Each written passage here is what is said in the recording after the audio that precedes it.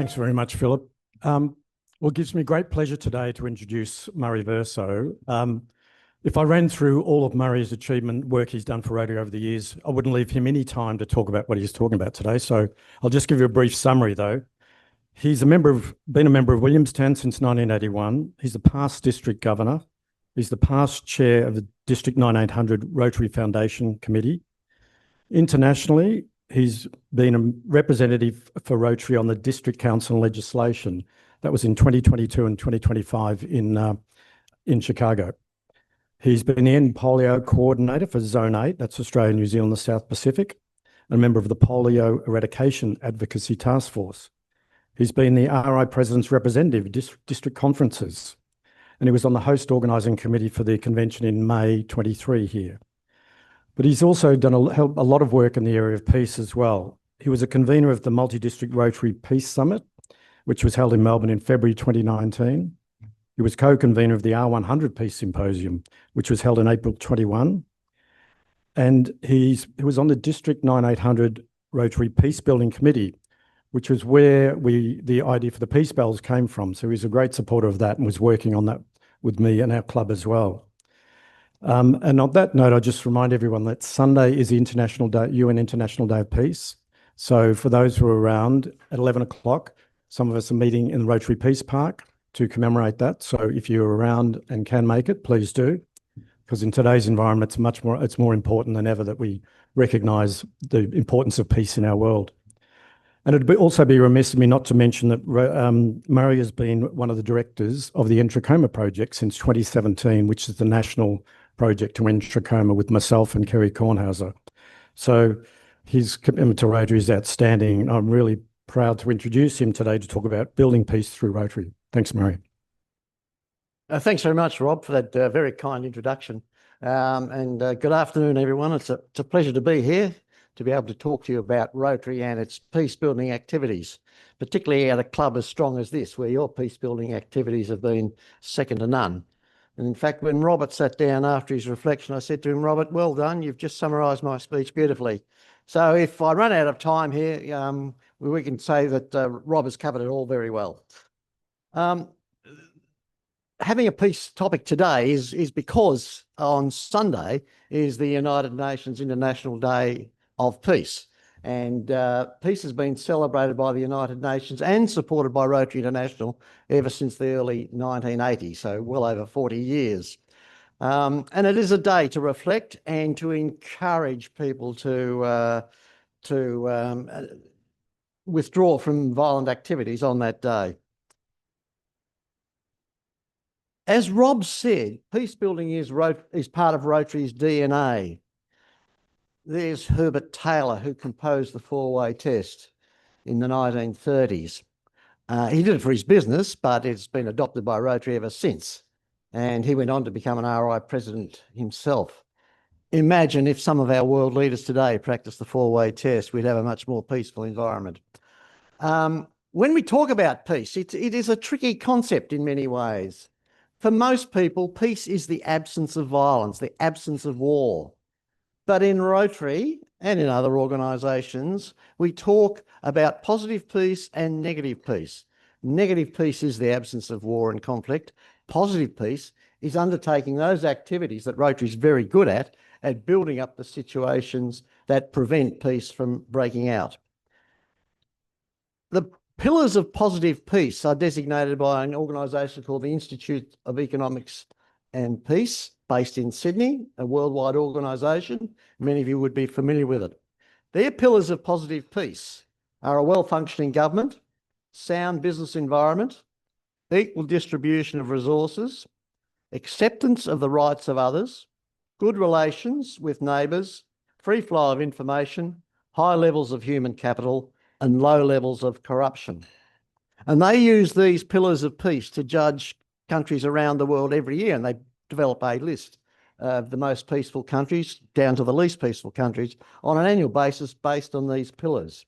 What's interesting about these pillars is that Rotary's 7 areas of focus, tend to help those pillars in practice. So we can be proud of the synergy there.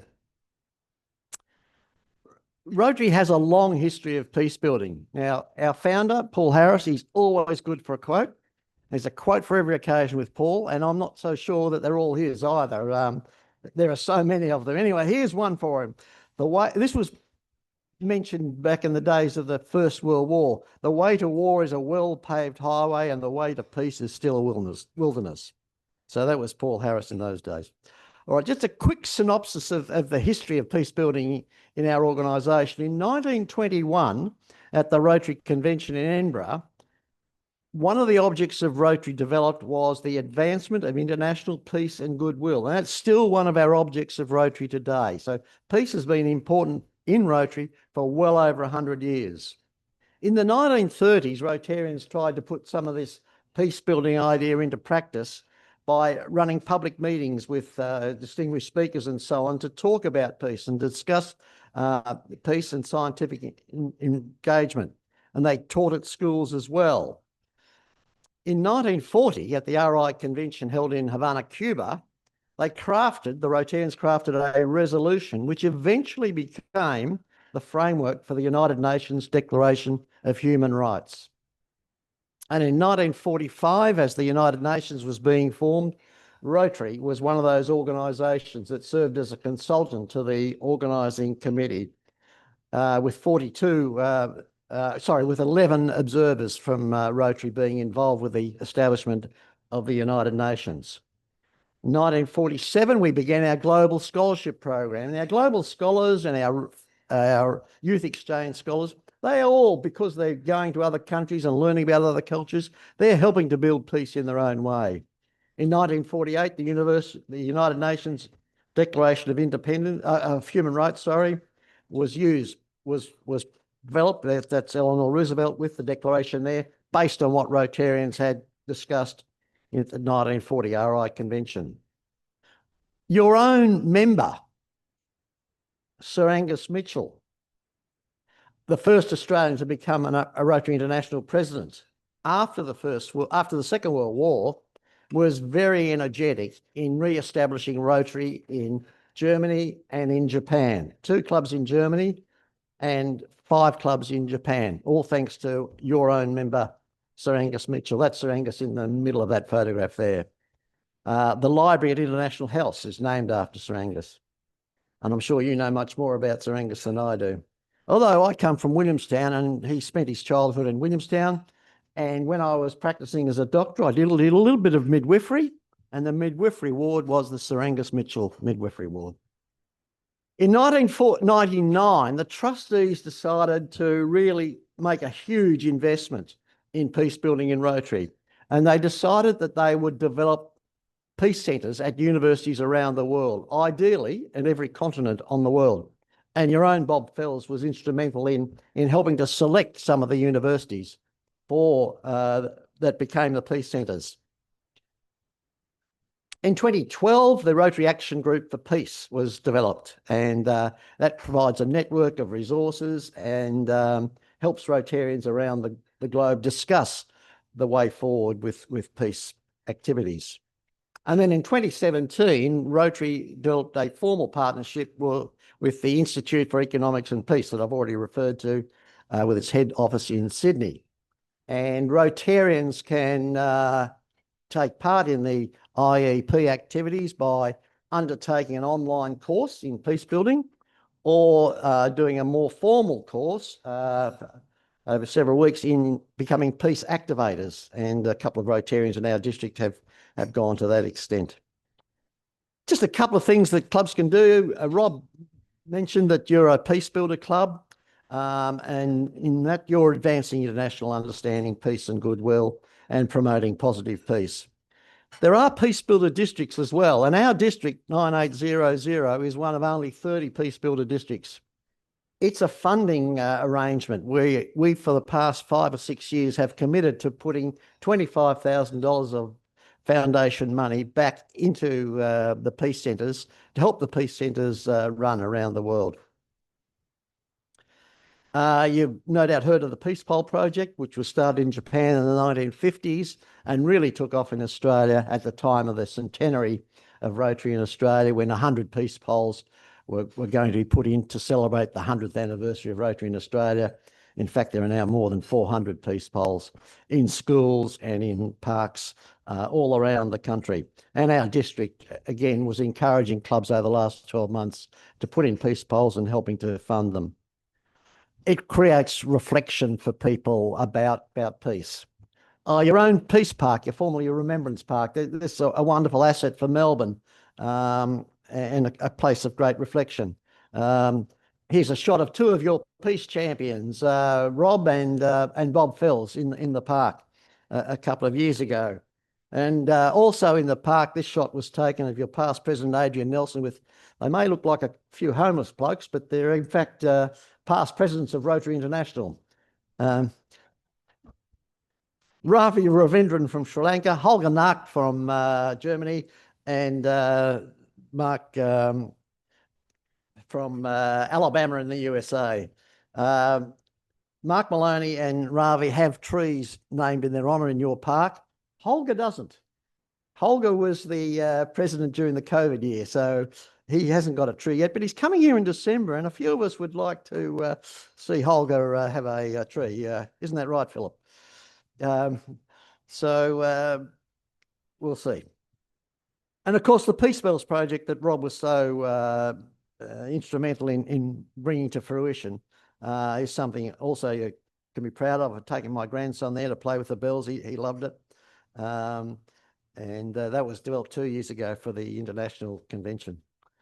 All right, now I want to, the remaining time available, just talk about the Peace Fellow program. Here are some local Peace Fellows that you may come across. The two gentlemen were actually nominated by this club. We have produced something like 42 Peace Fellows from our district since the program began in 2001. We don't think there's any district in the world that comes close to what our district has produced. And we were in fact producing one or more Peace Fellows every year until the year I became the chair of the Peace Fellow program. But I'm pleased to say we got one up last year, and I had a call a couple of days ago from one of our applicants from this year saying he'd been interviewed by one of the universities. So that sounds promising. Now, the reason for the success is because of my predecessors, and Bob Fells really set this program up so well in this district. And because of Bob, Dennis Shaw and I decided to establish the RM Fells Peace Award. And we give that each year to someone who's been instrumental in building peace. Rob's work has been absolutely fantastic over the years, and he still takes a great interest in the program. It's not uncommon for me to get a phone call at 9:30, 10 o'clock at night from Bob saying, I've been thinking about that applicant, da-di-da-di-da. And then Rob Helm took over for a number of years, and he did an outstanding job as well until health reasons meant that he had to stand down. Dennis, very committed to the program, only able to do it for 2 years before he handballed it to me, because Dennis became a trustee of the Rotary Foundation, you know, which is a wonderful accolade for Dennis and indeed our district. And Dennis is going around the world now, sprouting peace and polio and all the other foundation programs. The Peace Centres program has a vision of sustainable peace. It wants to build and has built a network of peace builders and community leaders dedicated to resolving conflict around the globe. Each year, up to 130 candidates are selected for 7, soon to be 8, university-based peace centres, carefully selected by Rotary. These Peace Fellows are carefully selected, as are the peace centres. There are 50 places available for the master's course and 80 places available for what is known as the professional development course. More than 1,800 program alumni have gone through the program since 2001, and they are established in more than 140 countries. And they are a very close-knit network. They maintain ongoing relationships with each other and build networks for peace. Here's a map of where the peace centres are, and as I mentioned before, Bob Fells has visited most of these peace centres, and So we've got the University of Bradford in the UK. We've got Uppsala in Sweden, where we currently have a Peace Fellow. We've got the International Christian University in Japan. And then the Duke University and the University of North Carolina creates one Peace Centre in North America. And in Australia, we have the University of Queensland. Australians can't go to that Peace Centre. Peace Fellows have to go to a different country from their country of origin. These 5 Peace Centres are the Masters courses. But we also have the new Peace Centre in Istanbul, Başakşehir in Turkey, which was established last year, and Makerere in Uganda. These run the professional development courses. The participants go there for 10 weeks at a time. But starting in early next year will be the Symbiosis International University in India, another certificate program. So to do the master's program, there tends to be people at the start of their careers, although they have to have several years' experience before they're eligible. 10 per centre, and they do a course for up to 2 years, including an episode of field study. The certificate program is for people more established in their career. We've had something like 9 Victorian police go through this program, and they have 40 fellows per centre over the year, two lots of 20 cohorts. And they have a blended program. They do 2 weeks online, they do 10 weeks in situ, then they do a field study program, then they come back and do a wind-up seminar at the end of their 12 months. They must be proficient in English, have a basic degree, have a strong commitment to peace building, and have demonstrable leadership skills. The certificate program is similar. They must have at least 5 years experience, and they must be prepared to promote peace in the way that Rotary would like to see it done. Candidates for the course in Uganda must have some association with Africa, and the one for Turkey similarly must have some association with North Africa and the Middle East. Just briefly, the costs, around $80,000 to $100,000 is the cost of the master's degree program, and Rotary fully funds that. So tuition, accommodation, travel, it's no wonder it's a highly coveted fellowship to obtain. Professional development, around $13,000 to $15,000 because it's a more reduced course. So the application process takes from February to the middle of May, but we like to get word of any potential Peace Fellows any time from now on, because there's a bit involved in mentoring them, making sure their application is well written, helping them with their essays and so forth that they have to do. So each applicant has to do a resume of their professional and academic careers, make a 2-minute video statement. They can be quite powerful too, and write essays on things such as service above self, why they've chosen that particular peace centre that they want to go to, what their career aspirations are, and so on are there. And the trick there is to make sure they're not AI generated, these essays too. I've had one or two. They are encouraged to find a club in their district and liaise with that club. Now, not all of them do it under the new system, which I think is a great shame. So they can apply without any contact with Rotary. It's clear when you review the applications, the ones who've had contact with Rotary are better applicants. They know the game and they're good at it. So between February and May, they put in their applications.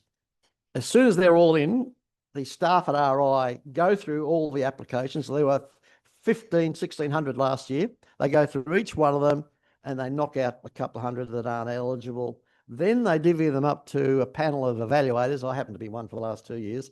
I think there are 30 or 40 of us around the world, and we're given about 20 each to go through and assess, and there's a scoring rubric we have to go through. The highest scoring ones are then interviewed in September, October by the universities, and selections are made, which are approved by the trustees, and then the candidates are notified in the first week in November. So we're always, when we've got a couple of candidates up, always waiting for the November results. You as Rotarians can help in this process. If you know of anybody who might be a potential Peace Fellow or an organisation that might be able to produce a Peace Fellow, please let us know. There are lots of resources. There's a website, there's a Facebook page, and so on. What we encourage you to do is to mentor these people or get my committee to do so. The two ladies in the middle there are Peace Fellows. The lady with the black has just started at Uppsala in Sweden, and the other lass there in the middle is Lucy-Anne Hayworth, who went to Uppsala a few years ago. The other two young people are global scholars. So yes, we encourage you to mentor and involve the candidates. So teach them about Rotary and learn what their career aspirations are and how they can engage with Rotary. And once they've gone through the process, they make excellent speakers. Anyone who's selected for this is an outstanding individual. They're very talented people, as I'm sure you'll know with some of the people you've met. Just some examples. I mean, here is the class at the University of Queensland this year. What will happen to these people? Well, in fact, 93% of them will stay engaged in some sort of peace building type career in a government or a non-government agency, in education, research, law enforcement, and so forth. So the success rate of the program is very high. Many of you would know Tanya. Tanya was our very first Peace Fellow way back. She graduated in 2002. Tanya has been given 2 Paul Harris recognitions, I think, by this club. At least maybe one from this club and one from the district, I'm not sure. She is now the co-director of a peace centre at Melbourne University, the Initiative for Peace Building. And she helps us with our selection and mentoring with candidates. Another former member of this club, some of you will remember, was Stephanie Woolard, who set up the 7 Women program in Nepal. And for that, she, as well as becoming a Peace Fellow, she won a United Nations prize. Essen Deliri, a really interesting guy. He was an Afghan refugee, went to Ireland, wrote a master's thesis on the way that farmers in Afghanistan could, instead of growing poppies, could grow saffron and other products. And when he went back to Afghanistan, he found he wasn't very welcome and he was run out of town. Ended up in Australia, and he's now become a Peace Fellow and an advocate for diversity and inclusion, working out at the city of Melton. Peter Powell is a similar story. He went to the Macquarie University in Uganda. He's a Melbourne resident from South Sudan, spent 11 years living in a refugee camp in Ethiopia before he came out here. He's now a community leader here and works for the Victorian Electoral Commission. Charlie Allen would be known to many of you, former police officer who did the course that existed in Thailand, came back, changed his life completely. He did some remarkable work in the police, working with gangs out of Dandenong because the tricks he'd learnt in the Peace Fellowship. Then went on to become the Director of Partnerships at the Institute for Economics and Peace in Sydney. And Lucy-Anne, I've mentioned too, she was a remarkable young woman who throughout the Middle East did work on educating refugees. So in summary, the peace programs are part of Rotary's DNA. Our peace centres are an outstanding weapon against war, violence and intolerance. The Peace Fellows themselves learn all sorts of skills, research and conflict analysis, conflict resolution. They develop communication skills, project planning and leadership and so on.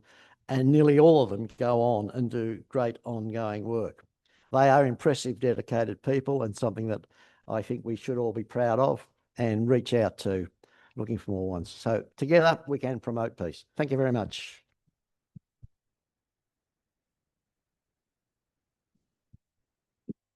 Thanks very much, Murray. So yeah, if there's a challenge, if you know someone who might qualify for the program, please get in touch with Murray. Unfortunately, we don't really have time for questions. I don't think we've got 2 minutes to go. So apart from thanking Murray, we do have a gift for you, Murray. Do we? With some peace socks, I think. You can put those on, put your feet up and relax and think about all the fabulous things you've been doing. I got them on already. A spare. They won't wear out, but you can keep them anyway. So, no, right. So thank you all for attending today, and to Richard Dent, our MC, and also to Robert Fisher for the reflection. If you can help with the pack-up, please stay behind to assist. And as Phil's already said, next week is the grand final lunch with David Parkin, our speaker. So book ahead and wear your team colours, and hope to see you then.